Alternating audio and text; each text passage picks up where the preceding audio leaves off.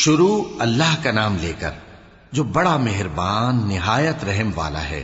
کاف ہا یا عین صاد، یہ تمہارے پروردگار کی مہربانی کا بیان ہے جو اس نے اپنے بندے زکریا پر کی تھی جب انہوں نے اپنے پروردگار کو دبی آواز سے پکارا اور کہا کہ اے میرے پروردگار، میری ہڈیاں بڑھاپے کے سبب کمزور ہو گئی ہیں اور سر سفید بالوں کی وجہ سے چمکنے لگا ہے، اور اے میرے پروردگار، میں تجھ سے مانگ کر کبھی محروم نہیں رہا، اور میں اپنے بعد اپنے بھائی بندوں سے ڈرتا ہوں، اور میری بیوی بانجھ ہے، پھر بھی مجھے اپنے پاس سے ایک وارث عطا فرما جو میری اور اولاد یعقوب کی میراث کا مالک ہو، اور اے میرے پروردگار اس کو خوش اخلاق بنائیو۔ فرمایا اے زکریا، ہم تم کو ایک لڑکے کی بشارت دیتے ہیں جس کا نام یحییٰ ہوگا، اس سے پہلے ہم نے اس نام کا کوئی شخص پیدا نہیں کیا۔ انہوں نے کہا کہ پروردگار، میرے ہاں کس طرح لڑکا ہوگا جبکہ میری بیوی بانجھ ہے اور میں بڑھاپے کی اس حالت کو پہنچ گیا کہ سوکھ گیا ہوں؟ حکم ہوا کہ اسی طرح ہوگا۔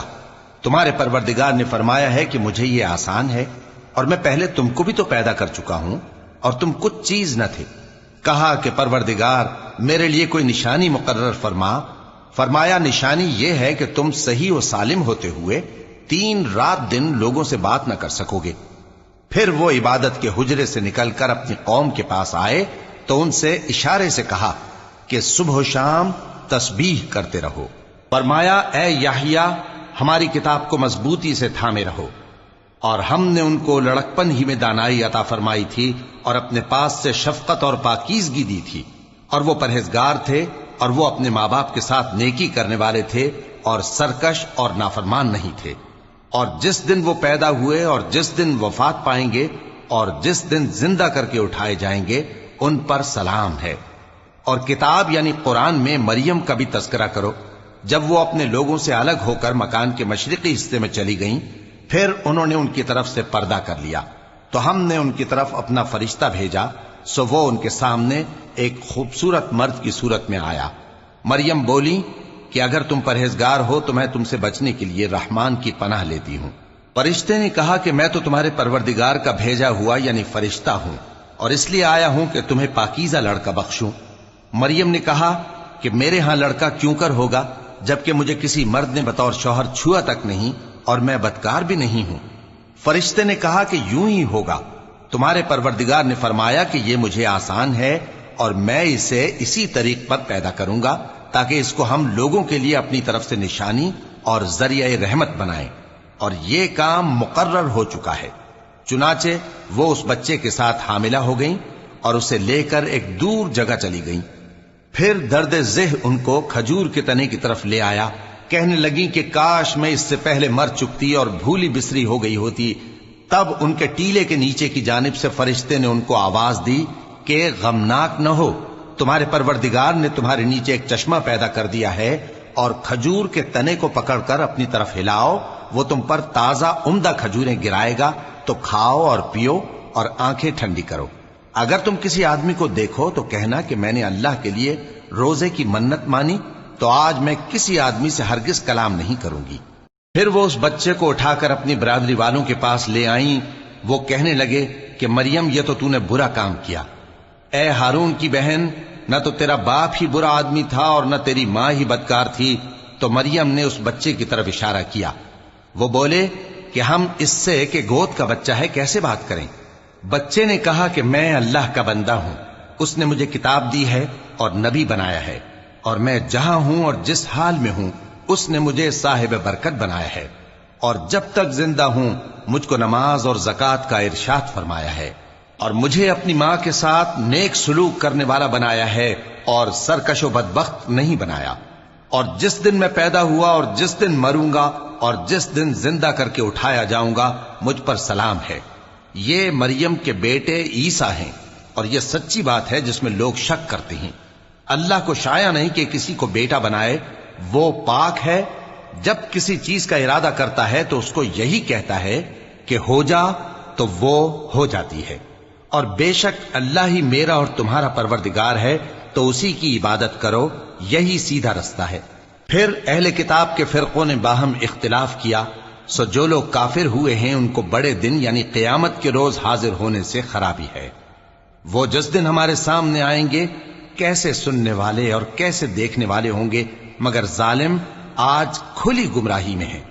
और उनको हसरत और अफसोस के दिन से डरा दो जब बात फैसल कर दी जाएगी और वो गफलत में पड़े हुए हैं और ईमान नहीं लाते। हम ही जमीन के और जो लोग उस पर बसते हैं उनके वारिस होंगे और हमारी ही तरफ उनको लौटना होगा।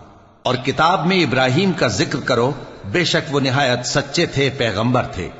जब उन्होंने अपने बाप से कहा कि अब्बा, आप ऐसी चीजों को क्यों पूछते हैं जो न सुने और न देखें और न आपके कुछ काम आ सकें। अब्बा, मुझे ऐसा इल्म मिला है जो आपको नहीं मिला, तो मेरे साथ हो जाइए, मैं आपको सीधी राह पर ले चलूंगा। अब्बा, शैतान की पूजा न कीजिए, बेशक शैतान अल्लाह का नाफरमान है। अब्बा, मुझे डर लगता है कि आपको अल्लाह का अजाब आ पकड़े तो आप शैतान के साथी हो जाएं। उसने कहा कि इब्राहिम, क्या तू मेरे माबूदों के खिलाफ है? अगर तू बाज ना आएगा तो मैं तुझे संसार कर दूंगा और तू हमेशा के लिए मुझसे दूर हो जा। इब्राहिम ने सलामुन अलैकुम कहा और कहा कि मैं आपके लिए अपने परवरदिगार से बख्शिश मांगूंगा, बेशक वो मुझ पर निहायत मेहरबान है। और मैं आप लोगों से और जिनको आप अल्लाह के सिवा पुकारा करते हैं उनसे कनारा करता हूं और अपने परवरदिगार ही को पुकारूंगा। उम्मीद है कि मैं अपने परवरदिगार को पुकार कर महरूम नहीं रहूंगा। और जब इब्राहिम उन लोगों से और जिनकी वो अल्लाह के सिवा परस्तिश करते थे अलग हो गए, तो हमने उनको इसहाक और इसहाक को याकूब बख्शे और हर एक को पैगंबर बनाया। और हमने उनको अपनी रहमत से बहुत सी चीजें इनायत की और उनका जिक्र जमील बुलंद किया। और किताब में मूसा का भी जिक्र करो, बेशक वो हमारे बरगुजीदा थे और रसूल थे, नबी थे। और हमने उनको तूर की दाहिनी तरफ से पुकारा और बातें करने के लिए नजदीक बुलाया और अपनी मेहरबानी से उनको उनका भाई हारून पैगंबर बनाकर अता किया। और किताब में इस्माइल का भी जिक्र करो, वो वादे के सच्चे और रसूल थे, नबी थे। और वो अपने घर वालों को नमाज और ज़कात का हुक्म करते थे और अपने परवरदिगार के यहां पसंदीदा थे। और किताब में इदरीस का भी जिक्र करो, वो भी निहायत सच्चे थे, नबी थे। और हमने उनको ऊंची जगह उठा लिया था। ये वो लोग हैं जिन पर अल्लाह ने अपने पैगंबरों में से फजल किया, यानी औलाद आदम में से, और उन लोगों में से जिनको हमने नूह के साथ कश्ती में सवार किया, और इब्राहिम और याकूब की औलाद में से, और उन लोगों में से जिनको हमने हिदायत दी और जिन्हें बरगुजीदा किया। जब उनके सामने हमारी आयतें पढ़ी जाती थीं तो सजदे में गिर पड़ते और रोते रहते थे। फिर उनके बाद चंद नाखलफ उनके जानशी हुए जिन्होंने नमाज को जाया कर दिया और ख्वाहिशात नफसानी के पीछे लग गए, सो अनकरीब उनको गुमराही की सजा मिलेगी। हां, जिसने तौबा की और ईमान लाया और अमल नेक किए तो ऐसे लोग बहिश्त में दाखिल होंगे और उनका जरा नुकसान न किया जाएगा, यानी हमेशा की बहिश्तों में जिसका अल्लाह ने अपने बंदों से वादा किया है कि जो उनकी आंखों से पोशीदा है। बेशक इसका वादा नेकुकारों के सामने आने वाला है। वो इसमें सलाम के सिवा कोई बेहुदा कलाम न सुनेंगे और उनको सुबह शाम खाना मिलेगा। यही वो जन्नत है जिसका हम अपने बंदों में से ऐसे शख्स को मालिक बनाएंगे जो परहेजगार होगा। और फरिश्तों ने पैगंबर को जवाब दिया कि हम तुम्हारे परवरदिगार के हुक्म के सिवा उतर नहीं सकते। जो कुछ हमारे आगे है और जो पीछे है और जो इसके दरमियान है सब उसी का है, और तुम्हारा परवरदिगार भूलने वाला नहीं, यानी आसमान और जमीन का और जो इन दोनों के दरमियान है सब का परवरदिगार, तो उसी की इबादत करो और उसकी इबादत पर साबित कदम रहो। भला तुम कोई उसका हम नाम जानते हो? और काफिर इंसान कहता है कि जब मैं मर जाऊंगा तो क्या जिंदा करके निकाला जाऊंगा? क्या ऐसा इंसान याद नहीं करता कि हमने उसको पहले भी तो पैदा किया था जबकि वो कुछ भी चीज न था? सो तुम्हारे परवरदिगार की कसम, हम इनको जमा करेंगे और शैतानों को भी, फिर इन सबको जहन्नम के गिर्द हाजिर करेंगे और वो घुटनों पर गिरे हुए होंगे। फिर हर गिरोह में से हम ऐसे लोगों को खींच निकालेंगे जो रहमान के मुकाबले में सख्त सरकशी करते थे। फिर हम उन लोगों से खूब वाकिफ हैं जो उसमें दाखिल होने के ज्यादा लायक हैं। और तुम में से कोई शख्स नहीं मगर उसे इस पर गुजरना होगा, ये तुम्हारे परवरदिगार पर लाजिम है, मुकर्रर है। फिर हम परहेजगारों को नजात देंगे और जालिमों को उसमें घुटनों के बल पड़ा हुआ छोड़ देंगे। और जब उन लोगों के सामने हमारी आयतें पढ़ी जाती हैं तो जो काफिर हैं वो मोमिनों से कहते हैं कि दोनों फरीक में से मकान किसके अच्छे اور مجلسیں کس کی بہتر ہیں؟ اور ہم نے ان سے پہلے بہت سی امتیں ہلاک کر دیں، وہ لوگ ان سے ٹھاٹ باٹ اور نمود و نمائش میں کہیں اچھے تھے۔ کہہ دو کہ جو شخص گمراہی میں پڑا ہوا ہے، رحمان اس کو آہستہ آہستہ مہلت دیے جاتا ہے، یہاں تک کہ جب اس چیز کو دیکھ لیں گے جس کا ان سے وعدہ کیا جاتا ہے، خواہ عذاب اور خواہ قیامت، تو اس وقت جان لیں گے کہ مکان کس کا برا ہے اور لشکر کس کا کمزور ہے۔ اور جو لوگ ہدایت یاب ہیں، اللہ ان کو زیادہ ہدایت دیتا ہے، اور نیکیاں جو باقی رہنے والی ہیں وہ تمہارے پروردگار کے ہاں صلے کے لحاظ سے خوب اور انجام کے اعتبار سے بہتر ہیں۔ بھلا تم نے اس شخص کو دیکھا جس نے ہماری آیتوں سے کفر کیا اور کہنے لگا کہ اگر میں ازسر نو زندہ ہوا بھی تو یہی مال اور اولاد مجھے وہاں ملے گا؟ کیا اس نے غیب کی خبر پالی ہے یا اللہ کے یہاں سے عہد لے لیا ہے؟ ہرگز نہیں، یہ جو کچھ کہتا ہے ہم اس کو لکھتے جاتے اور اس کے لیے آہستہ آہستہ عذاب بڑھاتے جاتے ہیں، اور جو چیزیں یہ بتاتا ہے ان کے ہم وارث ہوں گے، اور یہ اکیلا ہمارے سامنے آئے گا، اور ان لوگوں نے اللہ کے سوا اور معبود بنا لیے ہیں تاکہ وہ ان کے لیے موجب عزت ہوں۔ ہرگز نہیں، وہ معبود ان کی پرستش سے انکار کریں گے اور ان کے دشمن و مخالف ہوں گے۔ کیا تم نے نہیں دیکھا کہ ہم نے شیطانوں کو کافروں پر چھوڑ رکھا ہے کہ وہ ان کو خوب اکساتے رہتی ہیں؟